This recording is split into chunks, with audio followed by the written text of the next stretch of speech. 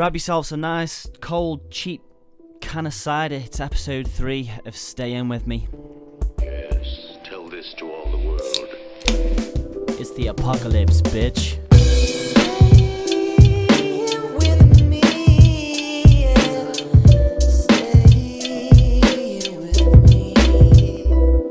3 weeks ago, when this quarantine came into effect and we were all forced to distance ourselves from the outside world, I thought it was going to make me erratic and restless. I had this idea that I was going to get loads of shit done, transcend my mental makeup, and basically be more productive and rebuild and restructure everything that I was before. And even though I've still managed to get some things done, practically and recreationally, it's had the exact opposite effect. It's week 3 and I've finally caved in to dossing in my pyjamas because I'm just not motivated. The positive is I've been getting a lot of sleep, and as an insomniac I'm used to encountering burnout, but I know this isn't that. I've become idle and impassive, and it's the same kind of feeling that I get when I visit an animal enclosure. Now, I'm no animal rights obsessor, and I'm certainly not herbivorous. I just think that I can sacrifice not seeing one of life's natural exhibits if it has to be in a cage. Now I guess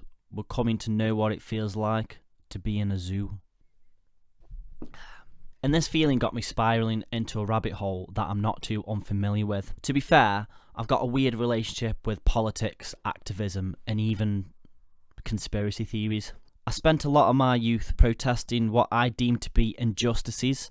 I joined a clan and roamed the country off-grid, spouting a lot of anti-establishment utterances to a very apathetic public. I don't mind admitting some of my favourite books are written by Bill Cooper, Jim Mars and George Orwell, which has themes orbiting around an elitist cabal, dystopic fantasies, paranoia and the occult. I still keep in touch with all my weird conspiracy theory mates because I'm still weird. But after a few years swallowing the red pill, I grew out of conspiracy theories and my politics became a little bit more grown up.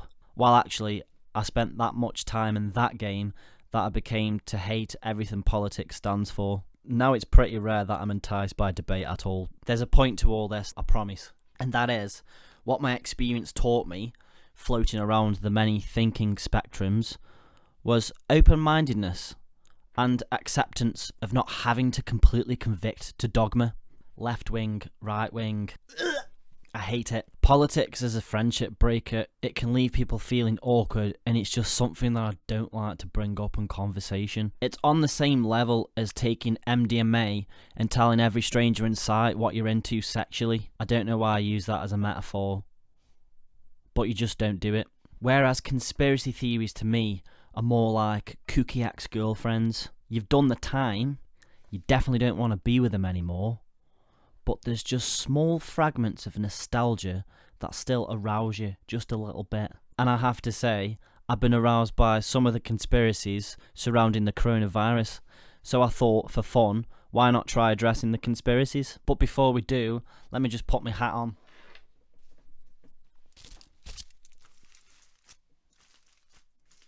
Let's go. I think the main one has been the 5G connection. According to some, the symptoms experienced when enduring COVID-19 is not actually the virus, but proof of harmful exposure caused by 5G waves. The first towers were installed in Wuhan, exactly the centre on the planet where the virus is said to have originated. Is the whole Chinese bat premise all a big cover-up for the world's most fucked up telecommunications project? Who knows? I wasn't so sure at first, but after spending some time standing outside one of these 5G towers for half an hour myself, I think the conspiracy theories might have a point. I got a message from my buddy Paul, who actually thinks that the 5G tower is being shown on the £20 note, and also that if he sat on it he wouldn't feel a thing.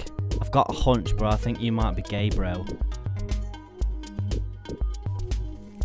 Another suspicion has been that the coronavirus is in fact a man-made bioweapon designed to weaken the whole world's economy, while all except from China, with them being the first to recover in an economical and industrial way, it kind of makes sense in a James Bond villain kind of way. especially since reports noted that if they had acted 3 weeks earlier, they could have reduced the infection by 95% and restricted the global spread. Bloody commies! My favourite though has to be the Tom Hanks is a paedophile theory. Yeah, you know, all this stay inside shindig is basically a smokes and mirrors military operation to get high-end celebrities behind bars because of paedophilia, including Tom Hanks and Oprah Winfrey. All part of a covert deal negotiated by that piece of shit Harvey Weinstein to end the Hollywood ring of nonces. I mean, God knows if they're actually quaffing the blood of tots and using the remains on Wilson balls, but surely you wouldn't need to create a pseudo-pandemic just to arrest a cult of rich nonces. If you've heard of any others, let me know in the comments. In fact, not enough people are commenting. Even if you want to slag me off and call me a prick, just put it in the comments. I can sling all the best insults up as a feature. You know who's rubbing the hands in all of this though? Netflix, mate. And I have been watching that Tiger King, bro. And that show is fucking mental. Anyway, I'm hungry. And if this is the first time you've tuned into the show, I like to do a feature called What's My Ration? We say, what's your ration? We say, And this week, I've got something banging, but it's definitely gonna split opinion. Tin spag bowl, mate. I'm actually a healthy eater, but I do have a couple of weak spots. And I am a sucker for this stuff. Oh, I can smell the BPA. Can't beat a bit of bisphenol A. This is the only tin product that I can crack open, and I literally don't give a shit. I could heat this cold out the tin, and it's going to disgust a few people.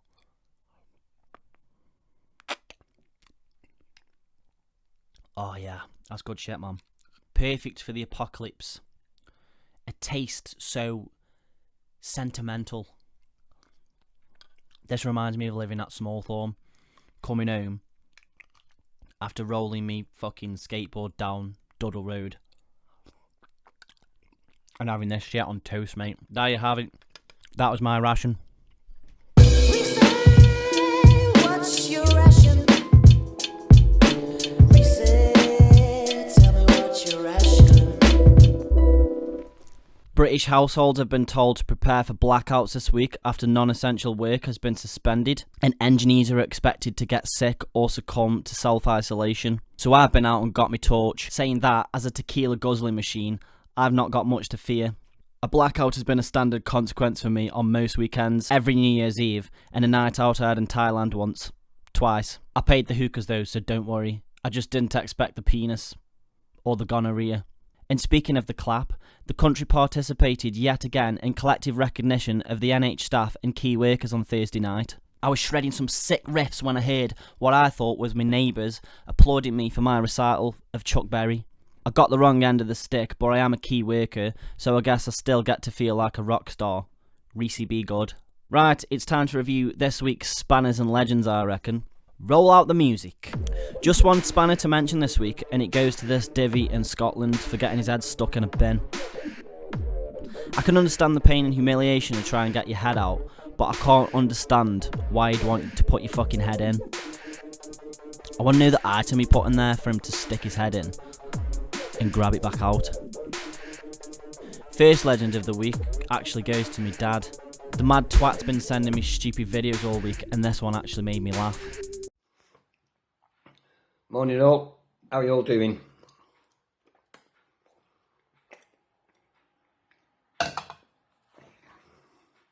Just like you know, I'm okay, eating and drinking all the right things during these difficult times.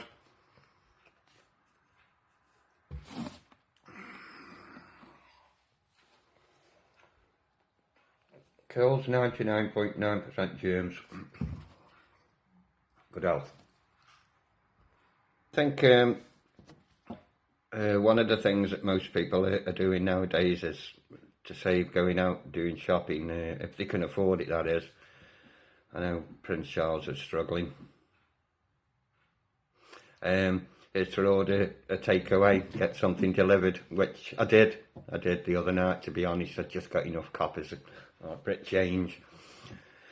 So we ordered this pizza, and then after about half an hour there was a knock at the door, and and a voice shouting through the letterbox, "Pizza, mate."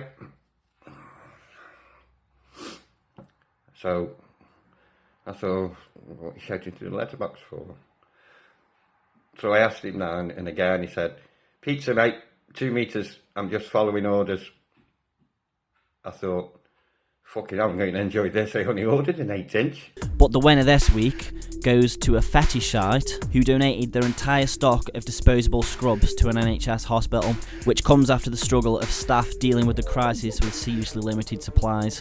They're called MedFet UK, and it got me thinking about all the perverts out there that actually might be enjoying all of this. Forced isolation, sensory deprivation, PVC, PPE, rubber masks. Sounds like a regular round on RedTube to me. But there you have it. This week's Legend of the Week goes to MedFet UK.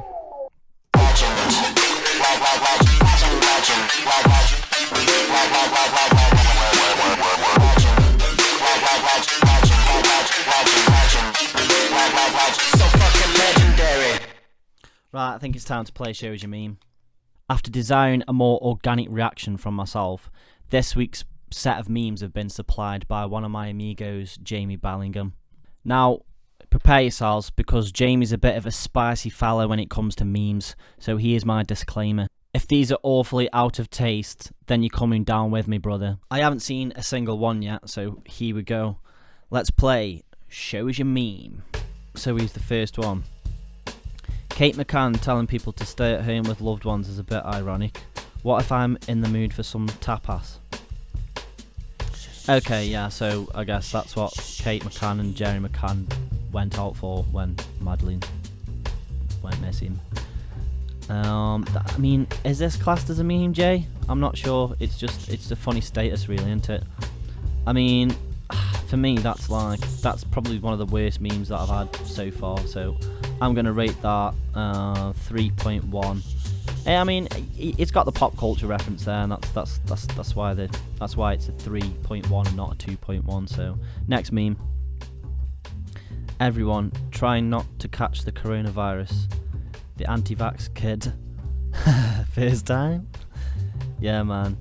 Yeah, the anti-vaxxers have been pretty quiet. I mean, I'm friends with a few on Facebook, and they've been as loud as usual. I think some people think it's an actual ploy to get people vaccinated. Some people actually believe that the flu jab has been the cause of why people have been suffering with it so bad. I don't fucking know. But this is funny. It's an attack on anti-vax mums, and that's, it's a winner in my book. So I'll rate this. Let's give this 5.5. Next meme. Oh, okay. So this is a Tiger King reference. I mean, does that need explaining? It probably needs explaining to someone that hasn't seen Tiger King. So this is a woman called Carol Baskin. And she defo killed her husband. There's basically no evidence to suggest that she's killed her husband other than pure motive. The woman at the bottom is a zoo worker, well, a tiger enclosure worker that actually whose hand got bitten off by a tiger. So yeah, this is kind of funny. It's obviously that's what Carol Baskin into. So if you get a stub up, Carol Baskin, like according to this meme, she fucking loves it. And I like this meme. I'll give this 7.7. Next meme. How Italians talk in 2019 versus how Italians talk in 2020. Ah, okay. Yeah, that's dark, man. Okay. So Italian, yeah. So the Italian population has been the worst off in this situation. I think probably because it's an older population, so they've had more drop off due to the coronavirus. So this is obviously saying they now communicate with each other through Ouija boards, which is good, man. I actually like how the Italians have been dealing with the situation. Like, they've just basically been they've been singing, haven't they? Like, la yi, lele mori oliari dori dabalate. Where we've just been fucking clapping, so you know. I like this meme. I'll give this a. That's a. Oh, the darkness will point up. It didn't make me laugh, but it's it's got edge. I like memes with a bit of edge. So this will be. I'll give this a 7.4. Next meme. When you stick your finger in her ass without asking, "What are you doing in my swamp?" That was my Shrek impression. Oh, Jamie did say they're not all coronavirus related. So, yeah, I mean, it's a sex meme. It's okay, I guess.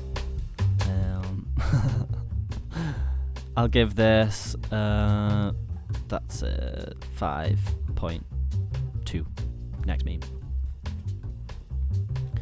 Me tickling my grandson's feet.